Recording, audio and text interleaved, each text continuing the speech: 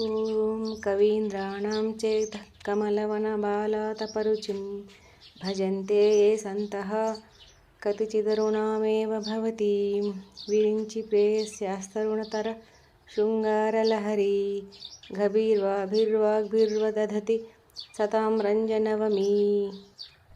ॐ कवीन्द्राणां चेतः कमलवनबालातपरुचिं भजन्ते ये सन्तः कतिचिदरुणामेव भवतीं विरिञ्चि प्रेयस्यास्तरुणतर शृङ्गारलहरी गभीर्वाभिर्वाग्भिर्वदधति सतां रञ्जनवमी।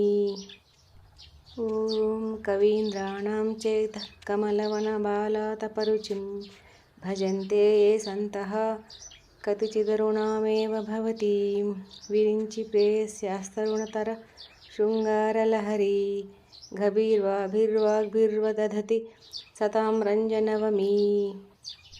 ॐ कवीन्द्राणां चेतः कमलवनबालातपरुचिं भजन्ते ये सन्तः कतिचिदरुणामेव भवतीं विरिञ्चि प्रेयस्यास्तरुणतर शृङ्गारलहरी गभीर्वाभिर्वाग्भिर्वदधति सतां रञ्जनवमी।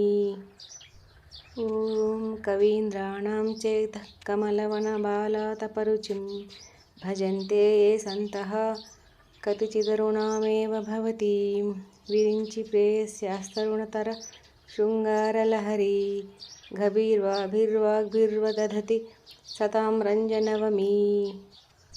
ॐ कवीन्द्राणां चेतः कमलवनबालातपरुचिं भजन्ते ये सन्तः कतिचिदरुणामेव भवतीं विरिञ्चि प्रेयस्यास्तरुणतर शृङ्गारलहरी गभीर्वाभिर्वाग्भिर्वदधति सतां रञ्जनवमी।